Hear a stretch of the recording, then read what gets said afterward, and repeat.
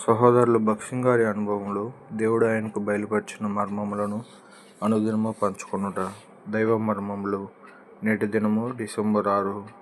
ఆయన యందు మమ్మను ఎల్లప్పుడూ విజయోత్సవంతో ఊరేగించుచున్న దేవునికి స్తోత్రము. 2 కొరింథీ 2:14. సంఘంలోని రెండో కాలము స్మరణ కాలము నాటిది. క్రీస్తు శకము 90 నుండి 325 వరకు ఈ సంఘం యొక్క కార్యములను చూడగలము. స్మరణ అను పేరు శ్రమను సూచించుచున్నది. మృతుడై మరలా బ్రతికిన వాడనని ఈ సంఘమునకు ప్రభువు బయలుపరచుకొనెను. ప్రకటన 2:8. బోళము మరణించిన వారి దేహములకు పొయ్యబడును. యోహాను 19:39-40 వచనములు. అయితే మొదట బోళమును పొడి చేయవలెను. అదే విధముగా మనము పరిమళ వాసనగా నుండుటకే శ్రమపడుచున్నాము.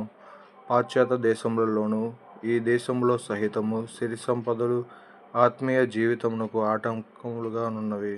స్మరణకాలపు విశ్వాసులు తమ ఆస్తులను పోగొట్టుకొని గుహలలో జీవించుచుండిరి.